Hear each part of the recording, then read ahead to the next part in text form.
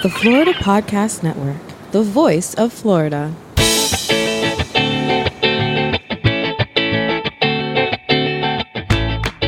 Welcome to episode 18 of the Florida Podcasting News Show on the Florida Podcast Network.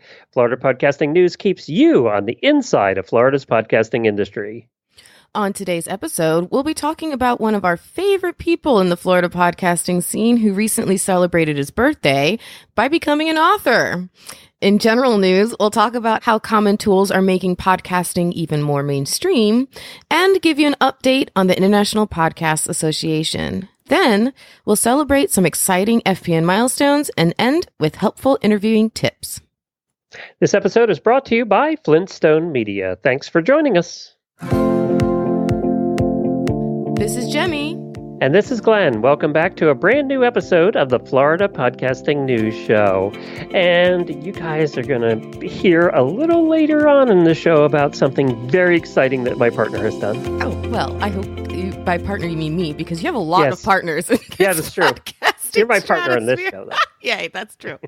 Yeah, we have a lot of news that's been in the can because last episode was the International Podcast Day episode. We basically just threw together my presentation from International Podcast Day onto the feed. So we didn't really share any other, news that we normally share. So we're going to be sharing a lot of that stuff.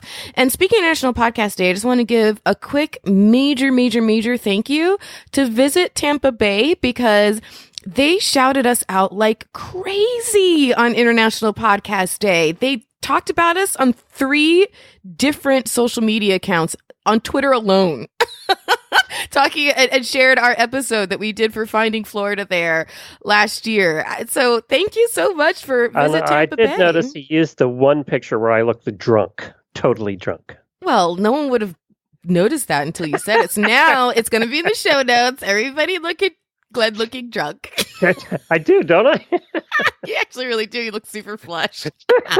That's pretty funny. My hat's on crooked. You know what? I remember when they took this picture. This was at the end of the day. This is the 12-hour day we walked on the Tampa River Walk in the bright sun at 95 degrees. Exactly. And had the best time ever. And so, yeah, it is seriously hilarious that you're the one who looks very flushed. But anyway, speaking of this show, our other show, this show is released on the 1st and 15th of every month. And on the 15th, there will be a newsletter that also accompanies it. So if you're not signed up for that, please be sure to do so. Head to floridapodcastingnews.com and you'll see the sign up form right there.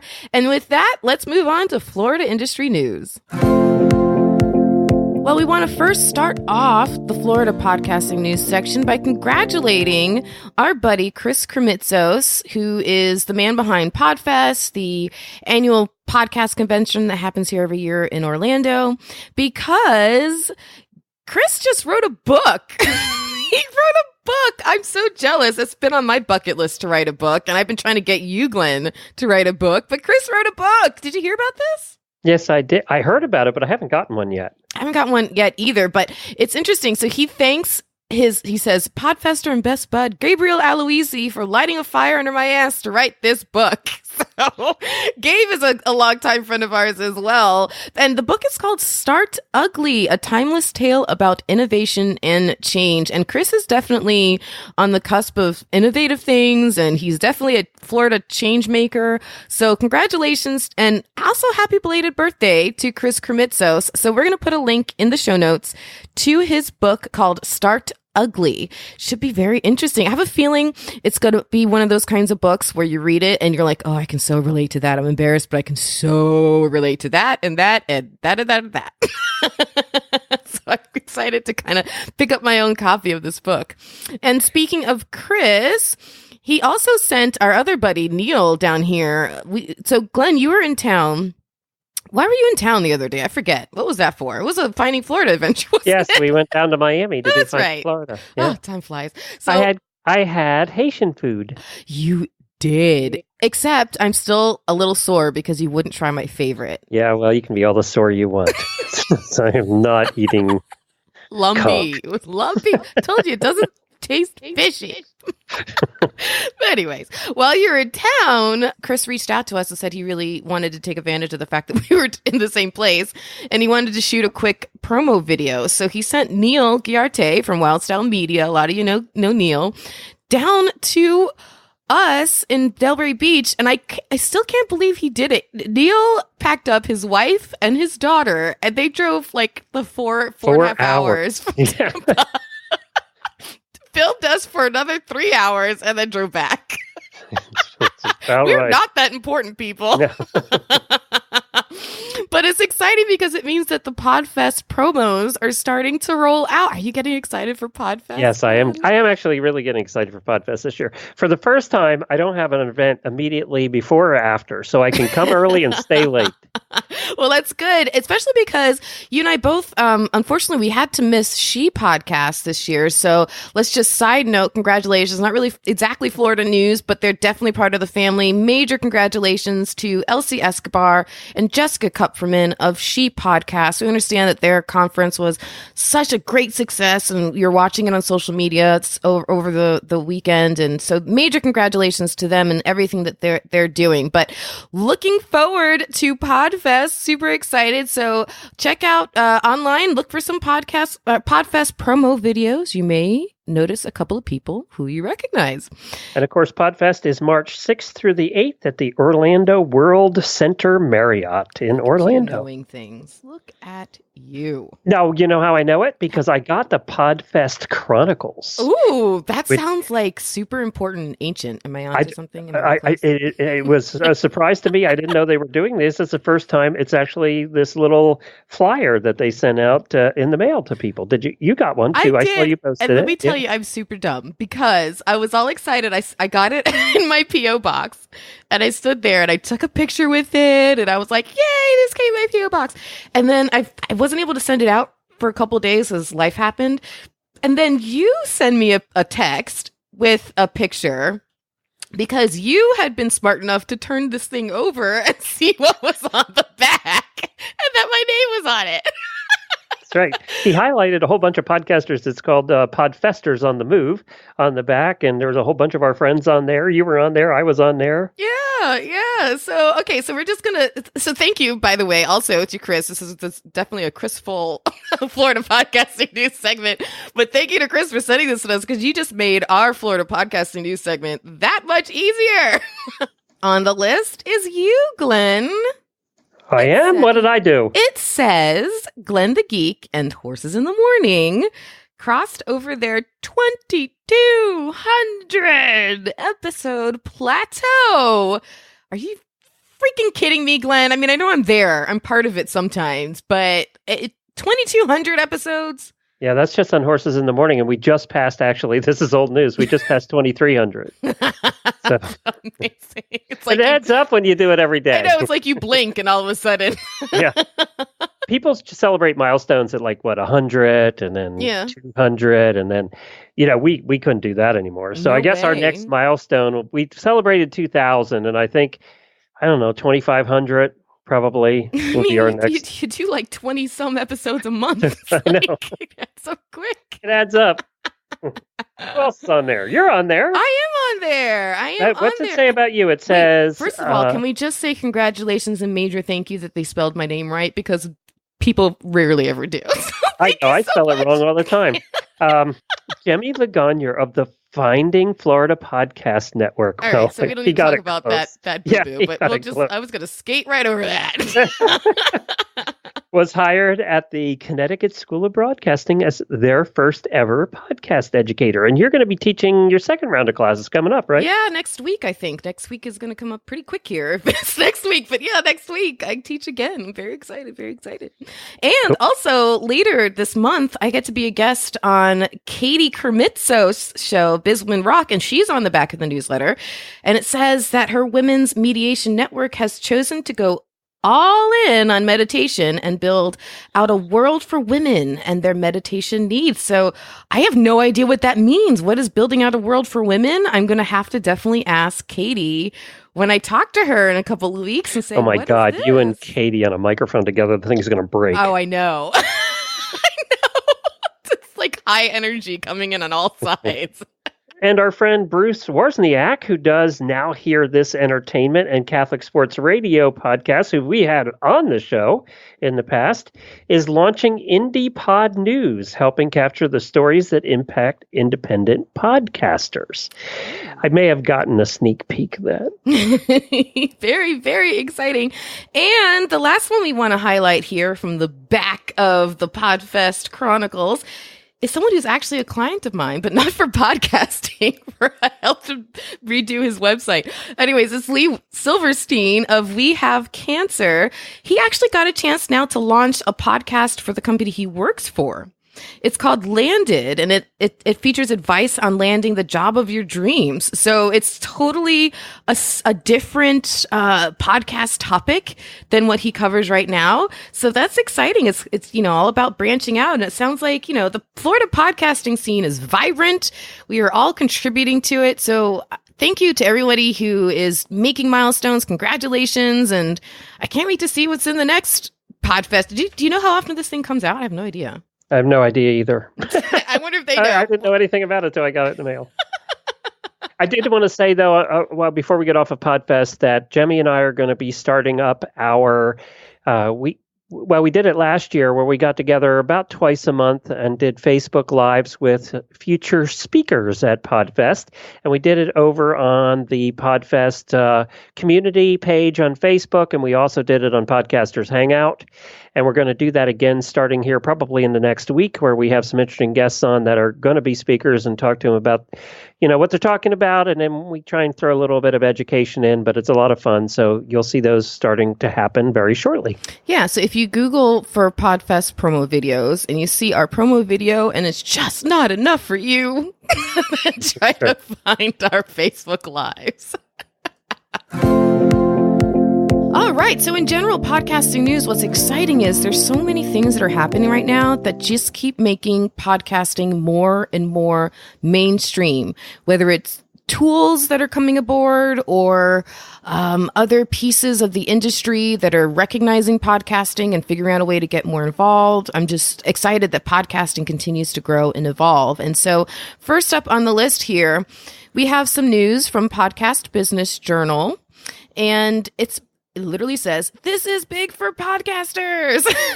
It's the headline. So let's lead off for what this big news is. And so it says here, soon Alexa will sync with your favorite podcast and on-demand audio apps. If you started a podcast using the Spotify, SiriusXM, or iHeartRadio app on your phone, you'll be able to pick up where you left off on your Alexa devices when you get home.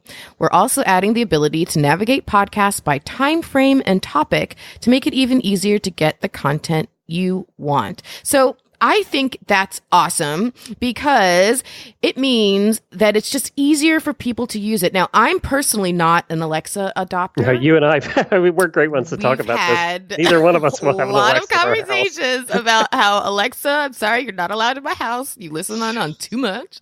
But for the less paranoid people of our generation who do have Alexas in their home, if they want to go from listening on their phone to their Alexa to back to their phone or whatever, if it makes the listener experience easier and better, this is very big for podcasters. And on that note, there's another word that has been invented in the world of podcasting. It's called a microcast. And there's been a whole bunch of articles labeling microcasts, which are basically short podcasts, 5 to 10 minutes.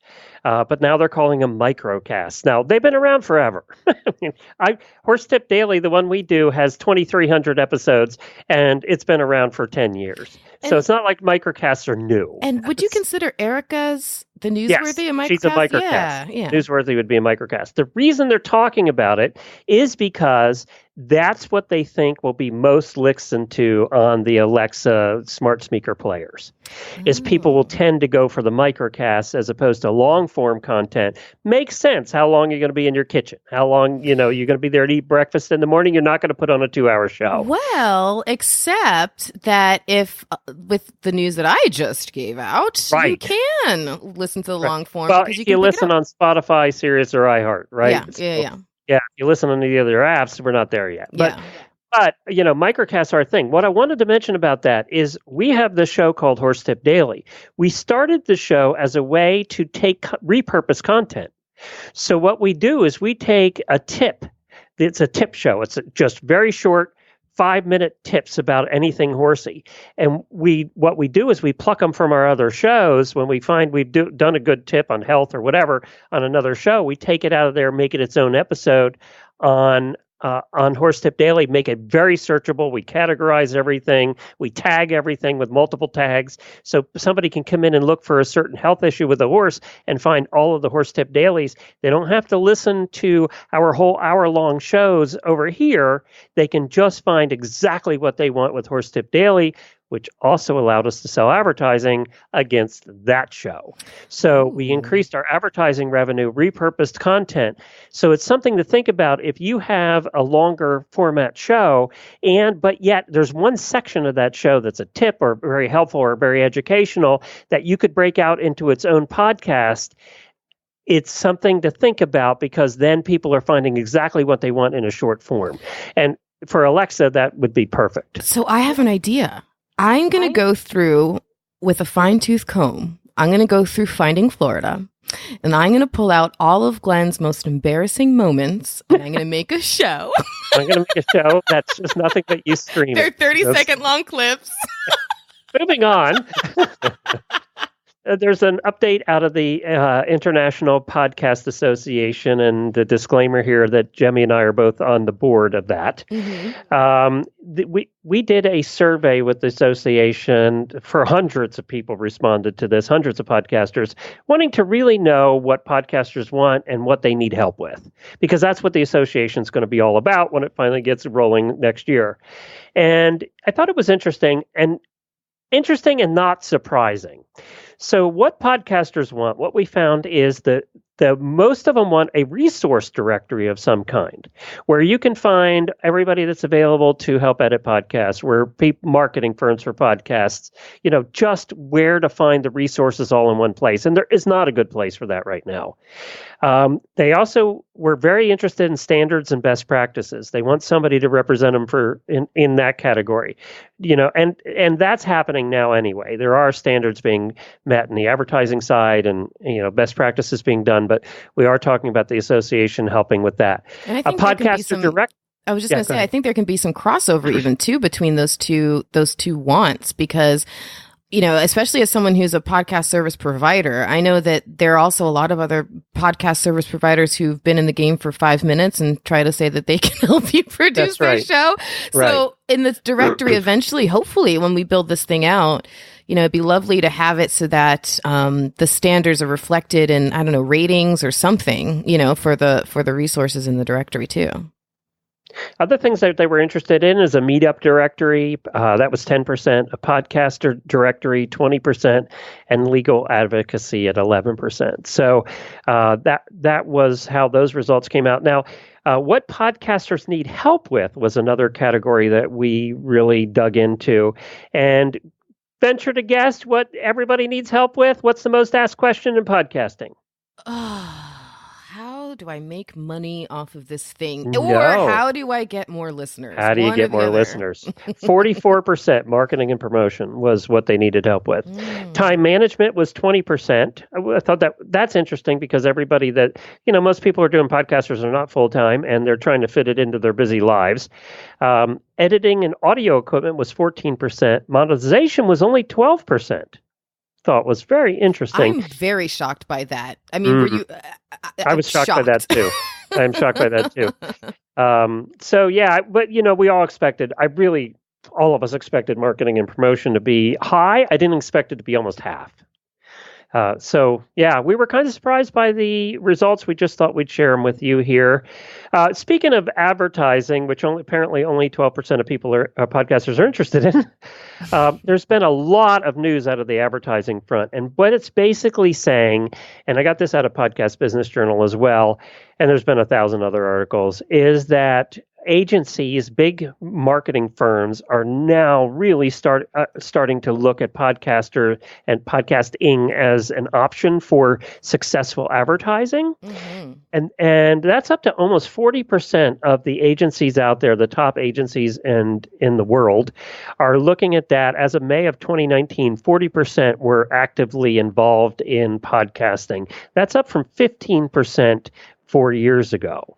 So it really has tripled. I think it's going to continue to go up. Well, I mean, we've seen this tide coming. You and I both have been getting, how many emails do we get on a regular basis from agencies, oftentimes just fishing for information? They really just had no clue where to start. And I've seen that slowly evolve where they're catching on. Now, some of the phone calls and emails that I'm getting are from agencies who are reaching out because they either want to have a partner to fulfill podcasting needs of their clients, or they want to start this as a whole additional branch of what they're doing. And so it is interesting. They're taking it much more seriously. Again, it's another one of those signs that podcasting is just becoming more and more mainstream and getting the respect that we freaking deserve already. This is great. Now I want to talk to real quick about how this relates to the average podcaster. So you're out there, you maybe have a 1,000 downloads per episode or less or more, a little bit more.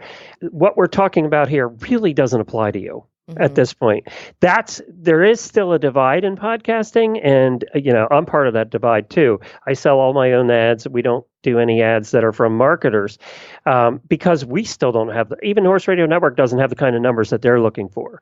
So I think in our world, we're still kind of a little bit on our own in finding our own advertisers in our own space, but I think over time that'll start to rectify as well. Right. So I think because advertisers, they're starting to understand that podcasting is very popular and everything else. But then once they see the shiny object in the corner and they walk up to it, then they dig into it and they realize that the numbers are nowhere near the kind of impression rate that you have on like maybe a website or a radio program or something like that. And so getting them to adapt the line of thinking to understand how niche the people and dedicated the people who are listening to a podcast really are. And the statistics prove it, how much the calls to action tend to work on podcasts much more than they do in other, even digital media. And so advertisers have started to catch on that podcasting is really popular, but now I think they're starting to understand how that translates into the kind of numbers that they're seeing and understand the value in the smaller numbers sometimes, or even more than the value in the bigger numbers. It just depends on the content and how well that niche overlaps with the niche of the brand that's advertising. But until they can get off the CPM model, where they're paying pennies per thousand, I know. The average podcaster is still out of the picture. Until they figure out that my audience for a certain thing, that your audience for a certain thing, for a certain niche is valuable in that niche and are willing to pay more for that than a couple pennies, that's where the problem still is. And I don't see them doing that yet because it's too hard. And that's what it comes down to. It just takes them too much time. They just don't think it's worth time wise. But I think there's firms, some of the even hosting companies are trying to address that now too. So we'll see. We'll see what happens with it. Hey, speaking, I was going to say, I have a couple of calls with potential advertisers. One for a show on Florida Podcast Network, one for a show on the Wedding Biz Network, both scheduled for tomorrow. And one other thing in the news, there's so much we didn't know what all to cover and not to cover, but I did want to mention this because it's the biggest category of podcasts out there, and that's in the religious category. There's more of them than any other. And apparently the first podcasting conference for Christian podcasts is coming up. That's going to be February 21st and 22nd. They're holding it in Houston, Texas. It's called the Spark Christian Podcast Conference. You can find more information about it at sparkchristianpodcastconference.com if you are a Christian podcaster and want to attend.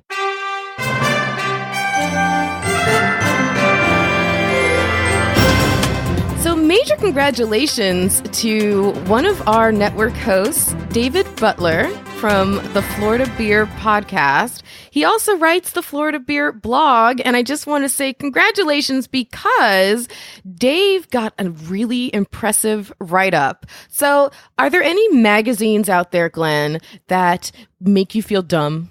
There's a lot of them, actually.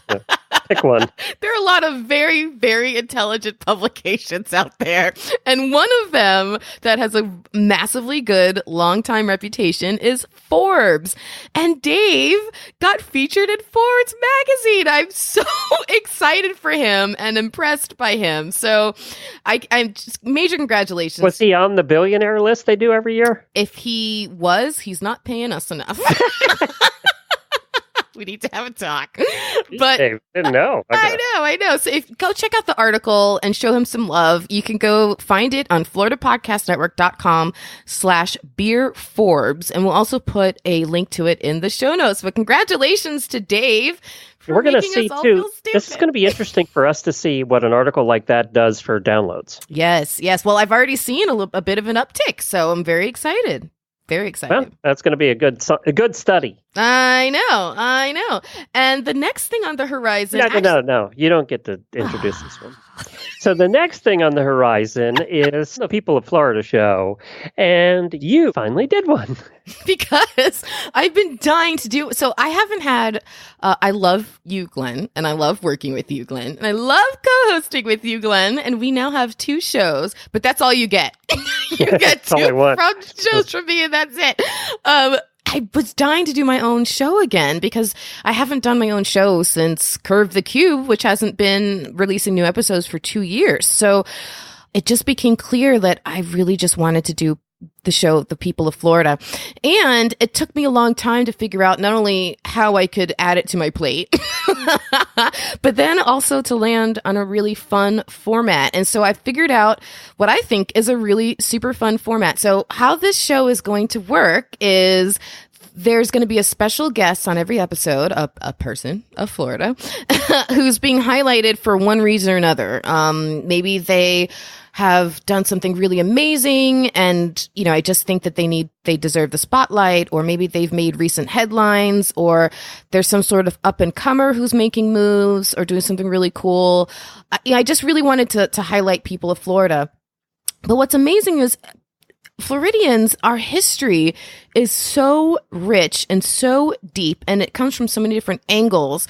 I mean, every kind of person you can imagine pretty much is represented in Florida. There's so many different cultures and lifestyles here. It's insane.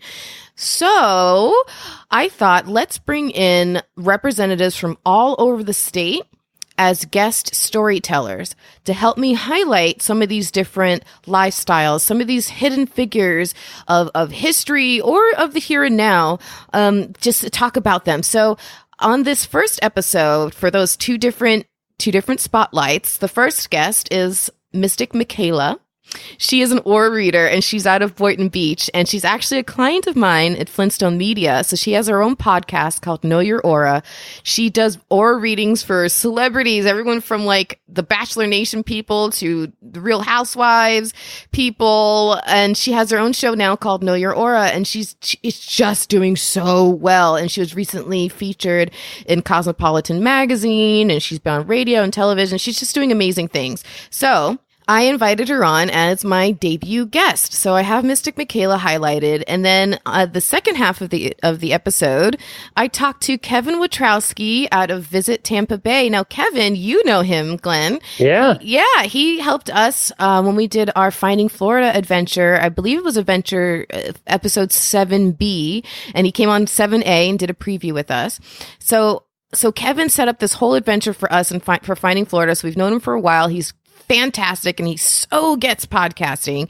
So I asked him, hey, can you participate in the very first episode and share a story of someone from Florida who no one really knows about, or give us a unique angle? And I explained, like, I want these stories, even if they're well known, there's something about them, some nugget that the average listener isn't going to know. You have to be a seriously dedicated historian to know these little details. And so for this episode, he talks about the birth of Ybor City, but instead of highlighting Ybor himself, he highlights somebody else who literally laid the foundation of the town, and Ybor City and Tampa Bay would not be what they are today without this person. I don't want to spoil it, but it's such an interesting story. So he came on and participated in the debut episode, and then at the very end of the show, I highlight some way that I've related, and I share some story from my own life, whether it's depressing, embarrassing, funny, whatever. I put it out there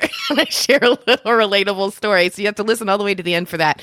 But it's just, I'm so excited because, I haven't done a show like this in 2 years, and it kind of anchors me back into the original reason why I loved podcasting in the first place, was to have these kind of conversations, to dive deep.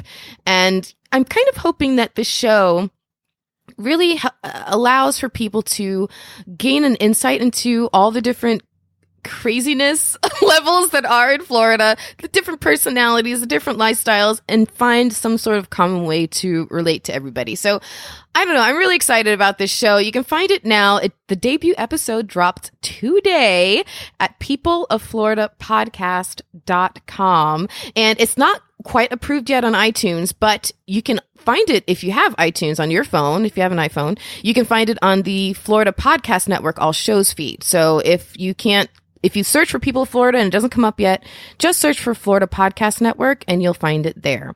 And it's slowly making its way to all the other players. But anyways, I'm excited. And so to celebrate the debut of this show, Suzanne Boyd, who is a host on another show on this network called People of Palm Beach, she's also a former reporter with CBS 12, and she's much more polished than I am, and she's fantastic. Anyway, so Suzanne Boyd has another show that she does through her production company called Suzanne Boyd Productions, and it's called Rise and Live, and it's a show that she does Friday mornings live. So she's asked me to come on this Friday and talk about FPN, all the different shows, the debut of People of Florida. And so I thought, let me bring in with me Mystic Michaela, since she is the debut guest. She's also a client of mine for Flintstone Media. So Mystic Michaela is going to come with me on Rise and Live this Friday. So go to riseand.live for all the information. We'll also put a link in the show notes. And she's going to do a reading of Suzanne and her co-host Eric Roby right there live on the show. So it'll be a lot of fun. And yeah, so those are our updates for the Florida Podcast Network. It's pretty cool times, huh? Yeah, and a lot going on. Congratulations, by the way. Thank you. And also, quick side note, I should have mentioned this during Florida's news, but it's okay. I forgive myself. Palm Beach Podcasters has a meetup coming up. It'll be here Tuesday, which is the 29th of October, and you can find more information about that at palmbeachpodcasters.com. So in this podcasting tip where we do at the end of every one of these episodes, I thought we'd talk a little bit about something that all of us have to do, most of us have to do in our podcast, and that's interview people. We think we figured it out, and between Jemmy and I, we've interviewed over 6,000 people over the last number of years, and it's a lot of interviews. So we've learned a little something along the way. At least I hope we have. If we haven't, we're doing it wrong. Yeah. So I'd say the first thing, I'm going to agree with Dave Jackson on this. The first rule of interviewing, and I'm going to do 3 basic rules that I've come up with for ourselves. And that is never start with tell us about yourself. I hate that. Dave Jackson, this is one of his biggest pet peeves. If you start the interview with never or tell us about yourself, what it tells the guest is you haven't done any homework. That you should be able to start the interview without saying, tell us about yourself. The other thing it opens you up to, and this is what happens a lot, is the guest then goes back to childbirth and is 10 minutes in growing up and going to elementary school and high school and playing soccer. Has nothing to do with what your listener is interested in. Let me tell you, I have never gotten more grief after an interview than the day that we went to interview a chef at a restaurant. And I basically said, so tell us about your journey to get to be a chef. Oh, it was 20 minutes. Oh, glad I'd never heard the end of it. It's just, you should always lead off with a question that pertains to what information you're trying to invoke. Well, what you're trying to say. We're not all perfect. Yeah. So just never do that. Never say, tell us about yourself. You remember one thing from this podcast, please let that be it. The other thing, and this is a big pet peeve of mine, I do sometimes have questions. I always have the first question in mind, because if you have the first question in mind, then you won't do tell us about yourself, right? Right. People tend to go to that when they don't know what to ask. So I always have the first question where I want to go with the first question. A lot of times I don't have any subsequent questions written down. If it's a topic that I don't know much about, then I might write down some additional questions, but I hardly ever get to them in the order that they are.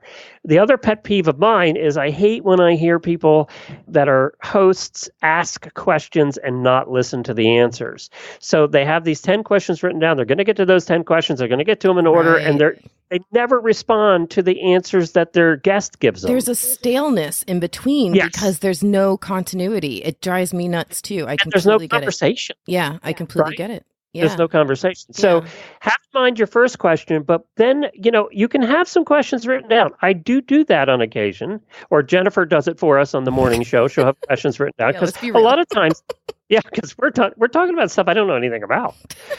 So I need some guidance. But then how many times, you've produced enough shows that I've been the interviewer on, how many times do I follow with all those questions? You're so off script all the time. But what I'm doing is I'm listening to their answers and I'm following their answer to the natural progression of what their answer takes us. Now, the other thing, where you should always have in mind where you want the guest to go, exactly what you want to hear from your guest. What is the point that you want them to make? What is the education piece that you want to be in there? If there is one, if it's just funny, then make sure they do some funny. But your job as a host is to guide them to that point. So you should always have that in mind as you're going through. You eventually want them to get to that one place in the story, to that one, point that you want to have them do. If I can get to that point at some point in the interview, I'm happy. Then if we get some bonuses out of it, that's great. But I definitely want to guide them to that point. It's something as a host. It's your job as a host to make your guests sound good. So one thing I do when I'm prepping, I actually do have a lot of questions written down, but I organize them and I put okay, this is me being, I'm sure you're laughing at me a little bit in your head because you can see this me and my lists, but I organize them with headers for each section, right? But the point of that is so that as I'm going, instead of it making me more stringent and me falling into the comfort zone of, let me go from this question to the next question, to the next question, and building it like a disjointed ladder. Instead, I just use it as a guidepost for me to know that, okay, I've talked about this enough, or the guest has touched upon is in this area now, has led us into here. So let me talk about this, and maybe I can use this question to lead me back or circle back to this. And then also definitely, keep in mind, be very, very attentive. Interviewing is much more about listening than talking. And a lot of people forget to just listen. Well, and the last thing I want to say to that is, yes, and I want to add to that is the best questions are stupid. They are stupid because, your listener is asking the stupid questions in their mind, what we consider the stupid questions, right?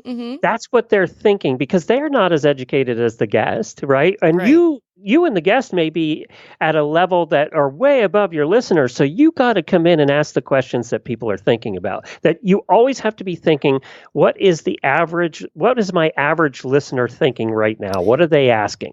And that's kind of become my job on Horses in the Morning, is to really ask the stupid questions. Well, think about it. When you're like in an audience, right, and you're listening to someone speak and it's the Q&A time, or remember being a kid in class, how many times would you not want to raise your hand to ask a question, but then the other 5 minutes later, someone 3 rows behind you asked that same question because it wasn't a stupid question. Everybody else is thinking about it too. So you have to kind of fall back into that mindset when you're interviewing people and say, listen, if you have a question, be confident that there's someone listening who has that same question too. It's okay. Well, we're running out of time. Speaking of paying attention, we are running out of time. Well, before, I just want to mention real quick also that this list comes from Buzzsprout. So our friends at Buzzsprout. So we'll put a link into the entire list of interview tips in the show notes. And I also just want to mention that People of Florida, I'm actually testing it for the first time on Buzzsprout. And so it's an interesting experiment for me. And I really wanted to make sure to highlight that because Buzzsprout is a Florida-based company. Yay, Buzzsprout. Yeah, and I'm moving a lot of our shows over there, too. They've been really good to work with. They really have been good to work with. And, hey, Jemmy. Yes. Tell me about yourself. Don't start with me, Glenn. I was born in Charlotte, North Carolina. Yeah, see, that's the problem. Nobody cares. All right.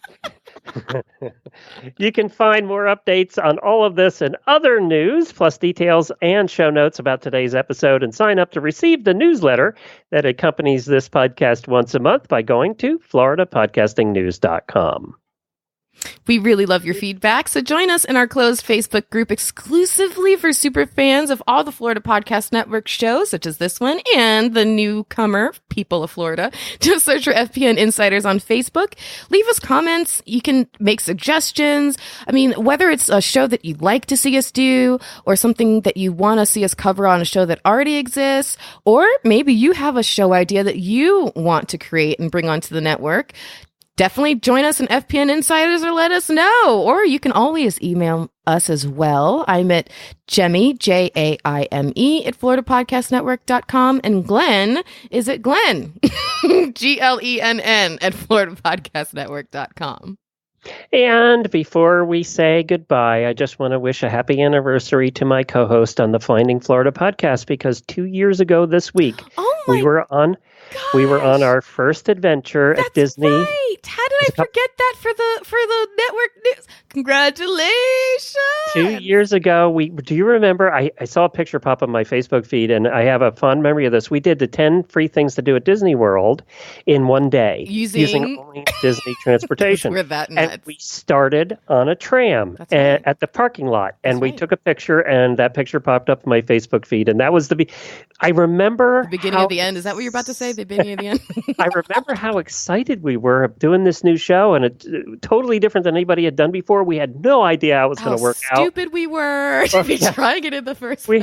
But remember, we had no idea. It was all just new and fun, and we had a great day. We had a fantastic day. Jessica and Roger let us out that day at Disney Springs. We had a great time. So that was the first time that we got to interact with listeners outside of the studio, out doing something all together. It was just, it was a fun, fantastic time. And it was magical. It was. It reminds me of why podcasting is so much fun, because you really can do anything with this space, including Disney trips, including falling off of things, including flying through the air. I mean, we've done it all on that show. We certainly have. So congratulations and happy anniversary, partner. Many thanks to this week's sponsor, Flintstone Media, and be sure to visit all the great shows on the Florida Podcast Network. You can find them at floridapodcastnetwork.com. Until next time, thanks for hanging out on the inside of Florida's podcasting industry.